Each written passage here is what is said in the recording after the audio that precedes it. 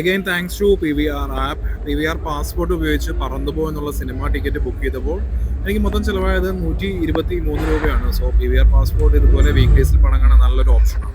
ഈ പറന്നുപോ എന്ന സിനിമയുടെ കൺസെപ്റ്റ് അത് റാം എങ്ങനെയാണ് അത് ചെയ്തു വെച്ചിരിക്കുന്നതെന്ന് പറയുകയാണെന്നുണ്ടെങ്കിൽ, ഇത് സിമ്പിളായിട്ട് പറയുകയാണെങ്കിൽ, ഇപ്പോൾ ഞാൻ 1990 ജനിച്ച ഒരാളാണ്. അപ്പോൾ എൻ്റെ സ്കൂൾ വെക്കേഷൻ സമയം എന്നൊക്കെ പറയുമ്പോൾ ഒരുപാട് പറമ്പുകളുണ്ടായിരുന്നു. നമ്മൾ പറമ്പിൽ മാങ്ങ എറിയാൻ പോക്ക്, അങ്ങനെയുള്ള കുറേ കാര്യങ്ങൾ.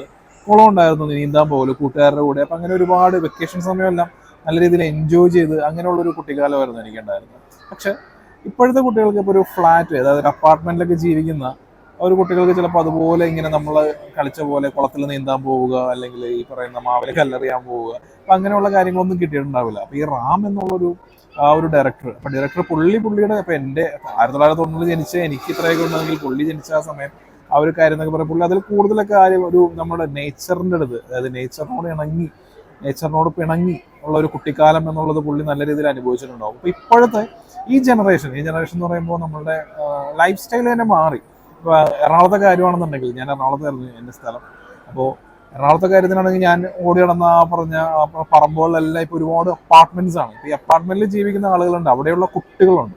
അപ്പോൾ ഈ കുട്ടികൾക്ക് എന്ന് പറയുമ്പോൾ ഒരുപാട് ഓടി നടക്കാനൊന്നും പറ്റില്ല. അപ്പോൾ ഈ പാരൻസ് ജീവിക്കാൻ വേണ്ടിയുള്ള തിരക്കിനിടയിൽ, കാരണം കാശ് എന്നുള്ള കാര്യം എത്രത്തോളം ഇമ്പോർട്ടൻ്റ് ആണെന്ന് ഞാൻ പറയേണ്ട ആവശ്യമില്ല. അപ്പോൾ കുട്ടികളെ നല്ല നല്ല രീതിയിൽ വളർത്തണമെന്നുണ്ടെങ്കിൽ അച്ഛനും അമ്മയും രണ്ടുപേരും ജോലിക്ക് പോയി തീരും. അപ്പോൾ ഈ ഫ്ലാറ്റിൽ ഒറ്റക്കായി പോകുന്ന ഒരു കുട്ടിയുണ്ട്. ആ കുട്ടിയുടെ കഥയാണ് ഈ പറന്നുപോ എന്നുള്ള സിനിമ പറയുന്നത്. അപ്പോൾ ആ കുട്ടിക്ക് അൺഎക്സ്പെക്റ്റഡ് ആയിട്ട് ഒരു റോഡ് ടൂർ പോകാനുള്ള ഒരു ചാൻസ് കിട്ടും. ഈ റോഡ് ടൂറിനിടയിൽ നടക്കുന്ന ഒരുപാട് രസകരമായിട്ടുള്ള സംഭവങ്ങളാണ് ഈ സിനിമ പറയുന്നത്. ഈ സിനിമയുടെ തുടക്കത്തിൽ ഈ കുട്ടിയുടെ പോയിന്റ് ഓഫ് വ്യൂ ആണ് കഥ പറയുന്നത്, കുട്ടിയുടെ പാരൻസിന്റെ കാര്യം പറയാനാണെന്നുണ്ടെങ്കിൽ, അച്ഛൻ്റെ കൂടെയാണ് ഈ കുട്ടി താമസിക്കുന്നത്. അമ്മ ജോലിയുടെ ആവശ്യമായിട്ട് കോയമ്പത്തൂർ വേറെ സ്ഥലത്താണ്, ആഴ്ചയിൽ ഒരു തവണ എനിക്ക് കാണുന്നുള്ളൂ. അപ്പം അങ്ങനെയുള്ളൊരു ജീവിതമാണ് അവരുടെ. അപ്പം അതിൻ്റെ ഇടയിൽ ഈ കുട്ടിക്ക് പെട്ടെന്ന് പുറത്തു പോകാൻ തുടങ്ങുമ്പോൾ ഒരുപാട് പുറത്തുള്ള ആളുകളായിട്ട് ഇന്ററാക്ട് ചെയ്യാൻ പറ്റുമ്പോൾ ഉണ്ടാകുന്ന ഒരു മാറ്റം തുടങ്ങിയ കാര്യങ്ങളൊക്കെയാണ് സിനിമ പറയുന്നത്. നല്ല ഫ്ലോയിൽ തന്നെയാണ് സിനിമ പറയുന്നത്. ആക്ച്വലി ഇത് ഈ ആഴ്ച ഇറങ്ങുന്ന രണ്ടാമത്തെ മ്യൂസിക്കലാണ്. അപ്പോൾ ഒരു പരിധിയിൽ കൂടുതൽ എല്ലാ കാര്യങ്ങളും മ്യൂസിക്കൽ, ഒരുപാട് പാട്ടുകളുണ്ട്, ഇഷ്ടം പോലെ പാട്ടുകളാണ്. മ്യൂസിക്കൽ ഫിലിം എന്ന് പറയുമ്പോൾ പിന്നെ അങ്ങനെ ആയിരിക്കുമല്ലോ. അപ്പോൾ ഈ പാട്ടുകളിലൂടെയാണ് വരുന്നത്. അതിൽ ശിവ പ്ലസ് റാം എന്നുള്ളൊരു കോംബോ വളരെ വിയർഡ് ഒരു കോംബോ അല്ലേ. കാരണം റാം എന്ന് പറയുന്ന ആളുടെ ഫിലിമോഗ്രഫി നോക്കിക്കഴിഞ്ഞാൽ ഏത് ടൈപ്പ് ഓഫ് കോണ്ടന്റ് ആണ് പുള്ളിയുടെ പടത്തിലുള്ളതെന്ന് അറിയാം. ശിവയുടെ കാര്യം നോക്കുകയാണെന്നുണ്ടെങ്കിൽ ശിവ ഏത് രീതിയിലുള്ള പടങ്ങളാണ് അഭിനയിക്കുന്നത് അറിയാം. അപ്പോൾ ഇവർ രണ്ടുപേരും തമ്മിലുള്ള ആ ഒരു കോമ്പിനേഷൻ ആയിരുന്നു ഇതിന്റെ മെയിൻ അട്രാക്ഷൻ എന്ന് പറയുന്നത്. പക്ഷെ നല്ല രീതിയിൽ വർക്കായിട്ടുണ്ട്.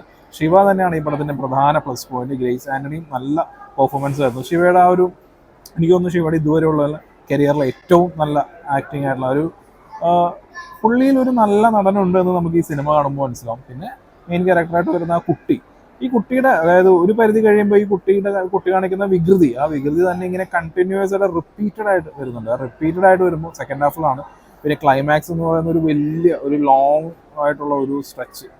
ആ ക്ലൈമാക്സ് പോർഷൻ വരുമ്പോഴേക്കും അത്യാവശ്യം നല്ല രീതിയിൽ മടുപ്പിക്കുന്നുണ്ട്. സോ പറന്നുപോ എന്നുള്ള സിനിമയ്ക്ക് നല്ല നല്ല നല്ല റിവ്യൂസ് ഒക്കെയാണ് വരുന്നത്. അപ്പോൾ ആ റിവ്യൂസ് ഉള്ളത് കൊണ്ടാണ് ഈ പടം കാണാൻ ഞാൻ ചെന്നതും. പക്ഷെ റാം എന്നുള്ള പുള്ളിക്കാരൻ്റെ ബാക്കിയുള്ള ഫിലിമോഗ്രഫിയെ കുറിച്ച് നോക്കുമ്പോൾ എനിക്ക് പറന്നുപോ എന്ന് പറയുന്ന സിനിമ അത്ര എനിക്ക് ഇഷ്ടപ്പെട്ടിട്ടില്ല. മേ ബി ചിലപ്പോൾ ഒരു കുട്ടിയുള്ള ഒരു പാരന്റ്, ആ പാരന്റിന്റെ പോയിന്റ് ഓഫ് വ്യൂവിൽ നോക്കുകയാണെന്നുണ്ടെങ്കിൽ ചിലപ്പോൾ പാരന്റ്സിനൊക്കെ ഇഷ്ടപ്പെടുന്ന ഒരു പടമായിരിക്കാം.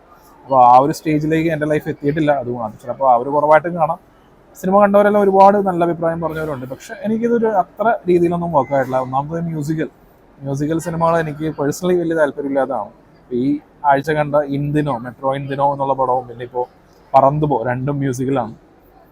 പക്ഷെ മെട്രോ ഇന്ദിനോനേക്കാളൊക്കെ ഫാർ ബെറ്റർ ആണ് ഈ പടം എന്ന് പറയാം. പിന്നെ ഈ പടത്തിൽ പറയുന്ന മെസ്സേജ് എന്ന് പറയുമ്പോൾ ലൈഫ് അങ്ങനെയാണ്. ഇപ്പോൾ ഓരോ കാലഘട്ടത്തിലും ഓരോ കുട്ടികൾ ആ രീതിയിലല്ലേ. അപ്പോൾ അതിനിപ്പോൾ ഈ പറഞ്ഞ മെട്രോ കൾച്ചർ അഡാപ്റ്റ് ചെയ്യുന്ന കുട്ടികളുടെ അടുത്ത് നിങ്ങൾ മറ്റേ പാടത്തും പറമ്പിലും ഒക്കെ കല്ലെറിയാൻ പോവുക, മാവിലെറിയാൻ പോവുക, അല്ലെങ്കിൽ കുളത്തിൽ നീന്തി പഠിക്കുക എന്നൊക്കെ പറഞ്ഞിട്ടുണ്ടെങ്കിൽ പോസിബിൾ അല്ല. അത് അങ്ങനെയാണ് ലൈഫ്, ആ രീതിയിലൊക്കെയാണ് പോകുന്നത്. അപ്പോൾ അങ്ങനത്തെ ഒരു മെസ്സേജാണ് ഈ പടം തരുന്നത്. ഈ ശരിക്കും സ്പോൺ ഫീഡ് ചെയ്ത് പറയേണ്ട ആവശ്യമൊന്നുമില്ല. ഈ പടം കാണുമ്പോൾ തന്നെ നമുക്ക് പുള്ളിയുടെ മെസ്സേജ് നമുക്ക് ക്ലിയർ ആണ്. പക്ഷെ പടം കഴിയുമ്പോൾ പുള്ളിയുടെ ആ ഒരു വോയിസ് ഓവറിൽ ഈ മെസ്സേജ് വീണ്ടും വീണ്ടും പറയുന്നുണ്ട്. അങ്ങനെ നോക്കുകയാണെന്നുണ്ടെങ്കിൽ നല്ല ഒരു അറ്റംപ്റ്റ് ആണ്, നല്ല രസമാണ് പടം. ഒരു പരിധി വരെ നല്ല രീതിയിൽ എൻഗേജിങ് ആയിട്ട് രസിപ്പിക്കുന്നൊക്കെ ഉണ്ട്. പക്ഷെ ക്ലൈമാക്സ് പോർഷൻ ആ ഭാഗത്ത് സെക്കൻഡ് ഹാഫിലെ കുറേ പോർഷൻസ് ഒക്കെ നല്ല രീതിയിൽ ലാഗും ഉണ്ട്. അങ്ങനെ മൊത്തത്തിൽ പറയുകയാണെന്നുണ്ടെങ്കിൽ ഒരു എബോ ആവറേജ് ആയിട്ടുള്ള സിനിമാറ്റിക് എക്സ്പീരിയൻസ് ആണ് പറന്നുപോ എന്നുള്ള ഈ സിനിമ.